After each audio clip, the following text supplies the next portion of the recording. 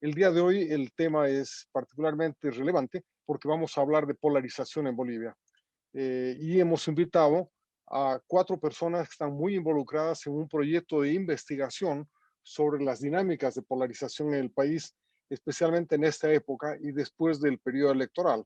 Un periodo electoral que ha sido largo, que ha sido intenso y que ha estado además preñado de conflictos, tanto en la forma en que se han producido las transiciones y los reemplazos gubernamentales, como por la manera en que se han encarado los procesos políticos mismos. Nos acompañan hoy día Julio Córdoba, que junto a Daniela Córdoba van a presentar los resultados de una batería de grupos focales que se ha realizado en los últimos 10 días. De hecho, han terminado ellos de trabajar antes de ayer, así que han tenido apenas un día para procesar la información. Muchas gracias a Julio y a Daniela por su presentación. Seguramente ellos van a estar unos 20 minutos con nosotros en esto. Entonces, sin más vueltas, les pido a Julio y Daniela que puedan comenzar su presentación. Bueno, gracias. Buenas tardes. En este momento voy a presentar yo solamente los resultados preliminares de esta serie de grupos focales, y para ello me voy a permitir compartir en pantalla la presentación correspondiente.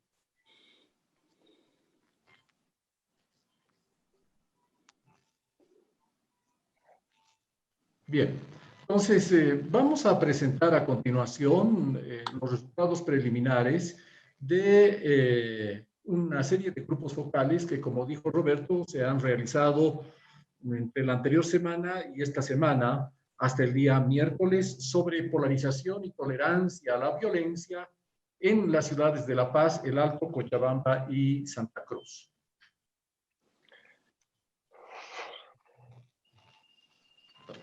Perdón, creo que tenemos problemas con el... Aquí está. Vamos a presentarles brevemente los objetivos y la metodología del estudio, los resultados muy rápidamente, y en los resultados vamos a hablarles acerca de los momentos de polarización. Inicio mencionando que estos grupos focales se refieren a las vivencias de las personas que han participado en ellos en la polarización de octubre-noviembre del año pasado.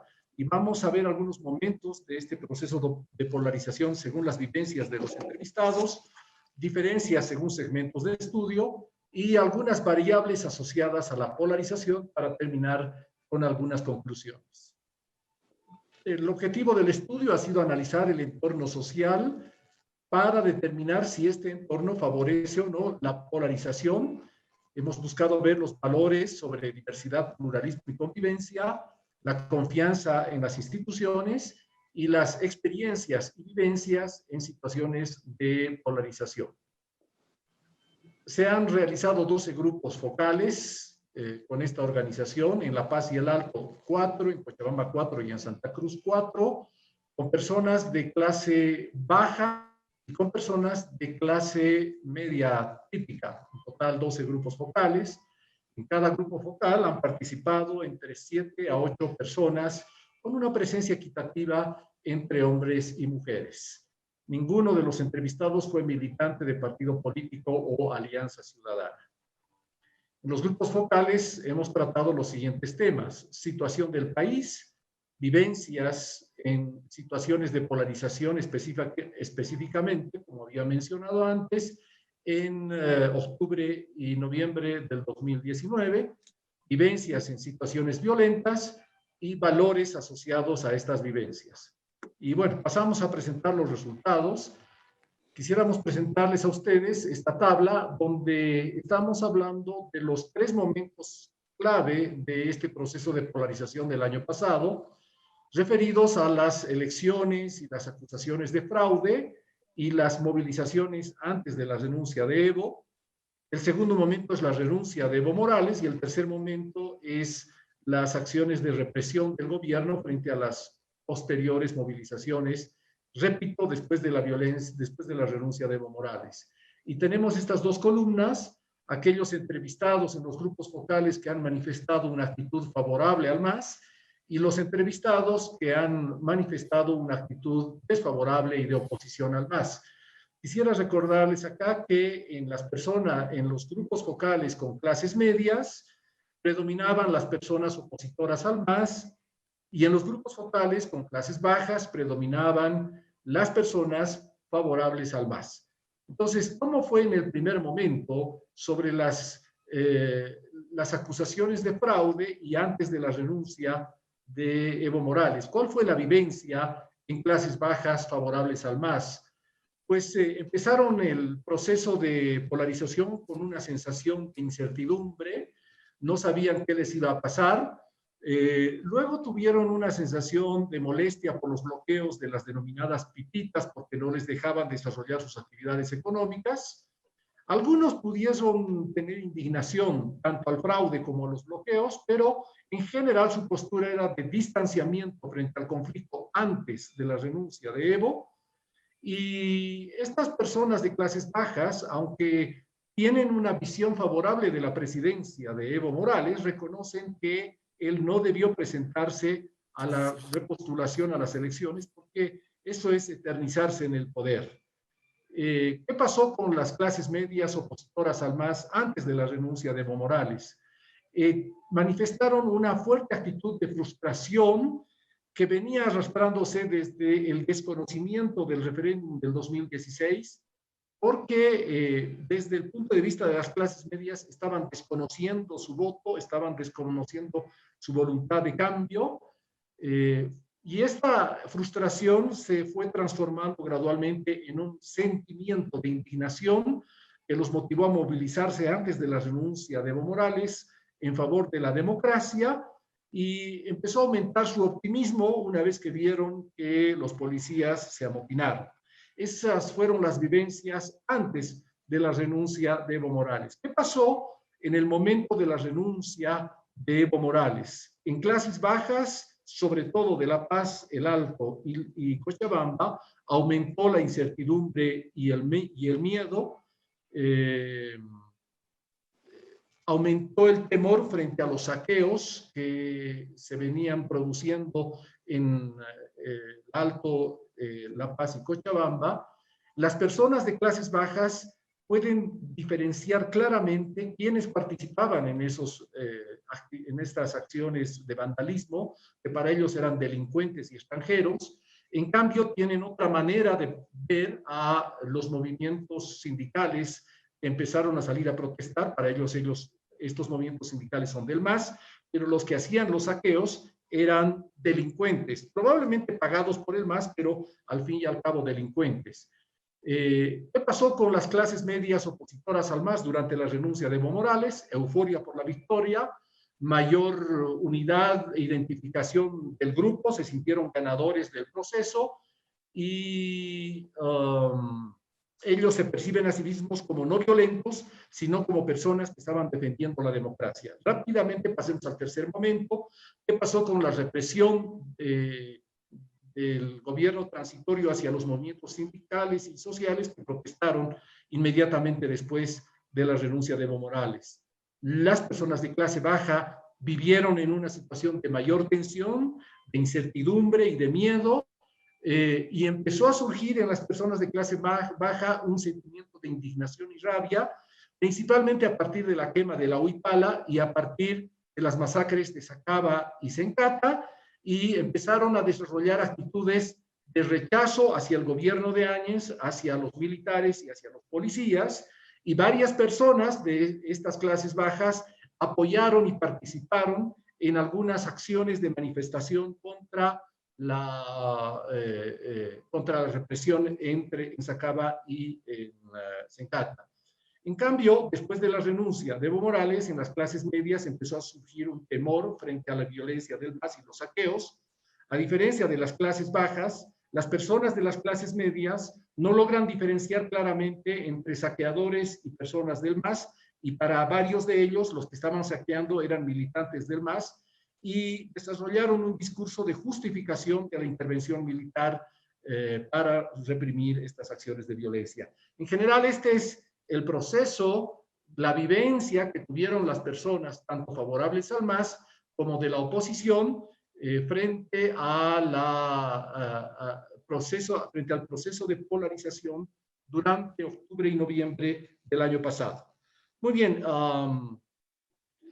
voy a pasar algunas diapositivas que el tiempo no nos da para presentarlas y quisiera concentrarme en qué estamos encontrando en diagnosis a partir de los grupos focales sobre las variables que inciden en un contexto que de repente se torna favorable a la polarización y eventualmente a acciones de violencia.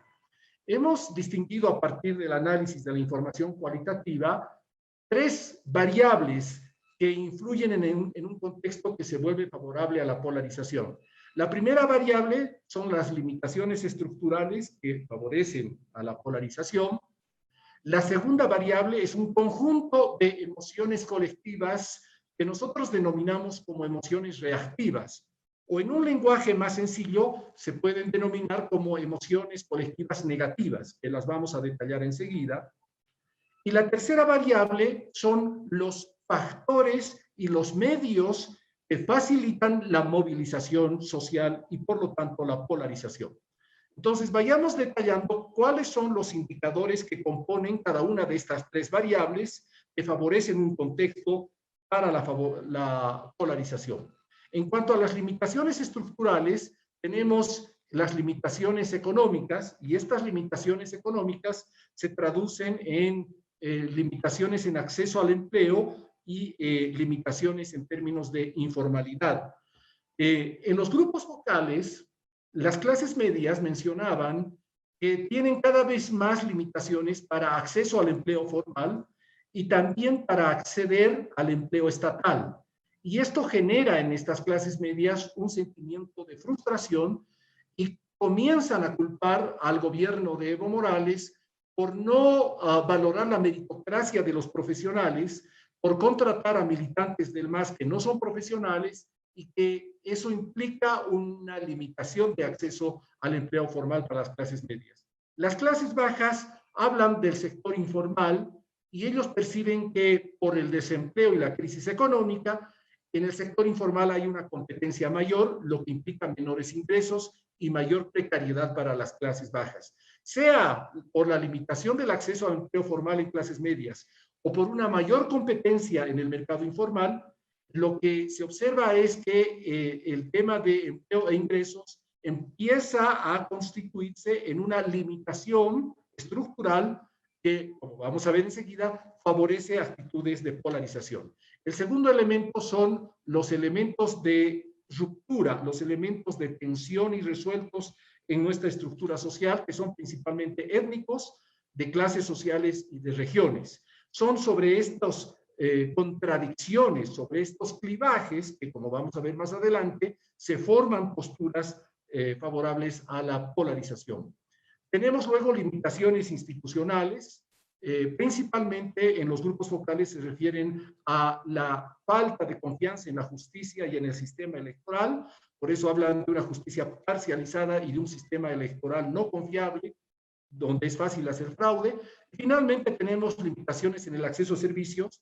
Para los grupos focales es la preocupación de salud debido a la pandemia. Ahora, esta variable asociada a las limitaciones estructurales genera un conjunto de emociones colectivas reactivas que van a favorecer la polarización.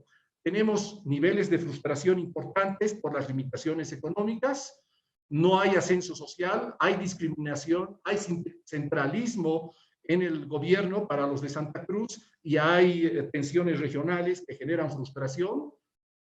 Luego tenemos desconfianza en las instituciones. Para los entrevistados el Estado no les protege y las instituciones del Estado no son mecanismos para resolver sus problemas y sus conflictos. Se observa fuertes sentimientos de temor, temor hacia conflictos sociales, temor a caer en la pobreza y por la pandemia, temor a la enfermedad. Y también tenemos emociones de incertidumbre. Los entrevistados en los grupos focales manifestaron que no saben qué va a pasar con ellos y con sus familias en los próximos años, lo que genera todo este conjunto de emociones reactivas que van a retroalimentar procesos de polarización y conflicto. En la tercera variable, en medios de comunicación, se han identificado 4 factores. Primero, la presencia de organizaciones movilizadoras.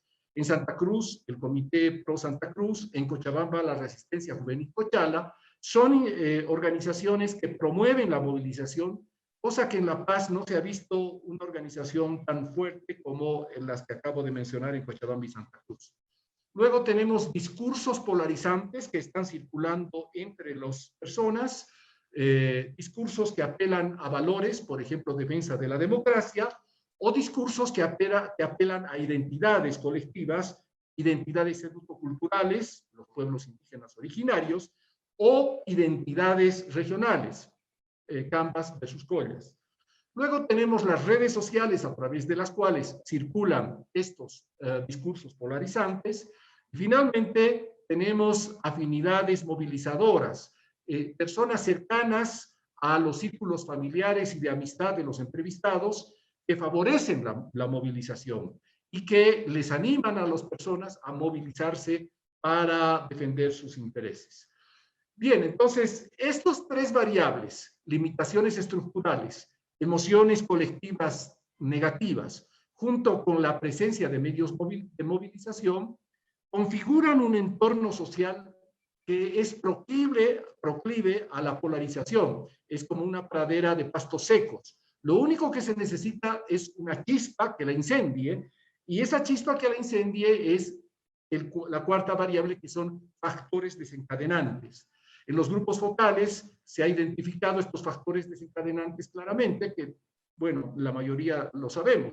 En clases medias fue la interrupción del TREP en el conteo rápido durante las elecciones del 2019, y en clases bajas fue la quema de la Huipala y después las masacres en Sacaba y Sencata, que fueron factores desencadenantes para la movilización y la polarización. Ahora, ¿cuál es el impacto de estos factores desencadenantes en las emociones reactivas?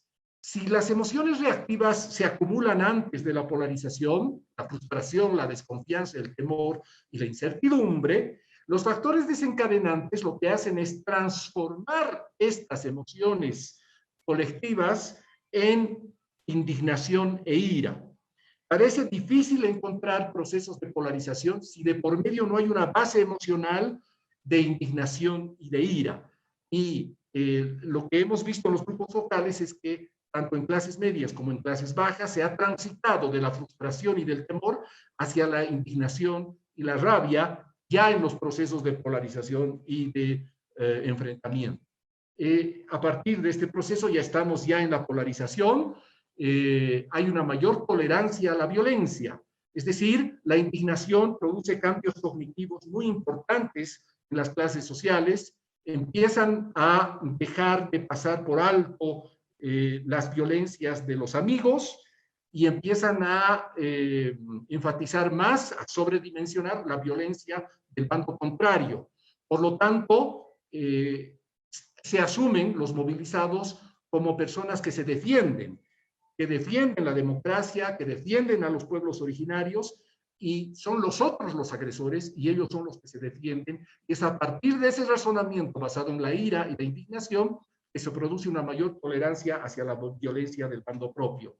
Luego tenemos la polarización amigo y enemigo. Los discursos polarizantes previos se transforman en discursos de enfrentamiento. Nosotros somos los buenos, los otros son los malos, y estamos en una relación amigo y enemigo. Y finalmente, la tendencia a la movilización basada en los grupos de afinidad y en las organizaciones, en la organización logística de la movilización a través de las redes sociales. Entonces, este es el modelo de polarización que nosotros hemos encontrado en los grupos focales y que sintetiza los resultados que se han encontrado en esta investigación cualitativa. Ya en los 2 minutos que me quedan, quisiera proponer 3 conclusiones sobre esta investigación que se ha realizado la semana anterior. Primera conclusión: el contexto favorable a la polarización se forma por una interrelación entre deficiencias estructurales, una economía de emociones colectivas reactivas, negativas, y la presencia de medios de movilización. Para que el contexto sea favorable a la polarización y al enfrentamiento, tienen que interrelacionarse estas 3 variables de manera que se acumula predisposiciones colectivas a la polarización. Segunda conclusión, es importante incluir las emociones colectivas en el análisis de la polarización. Cuando estamos hablando de la polarización, no solamente estamos hablando de ideologías y de discursos, sino principalmente estamos hablando de emociones colectivas que se conjugan, que se articulan en un ambiente de ira y de indignación. Y es la ira y la indignación la que promueve la polarización y el enfrentamiento. Finalmente, para aminorar los impactos de la polarización a futuro, desde nuestro punto de vista se necesita fortalecer un centro político y que este centro político permita la reforma institucional para devolver la confianza en que son las instituciones, los medios a través de los cuales se pueden resolver los conflictos y no la movilización y la polarización. Muchas gracias.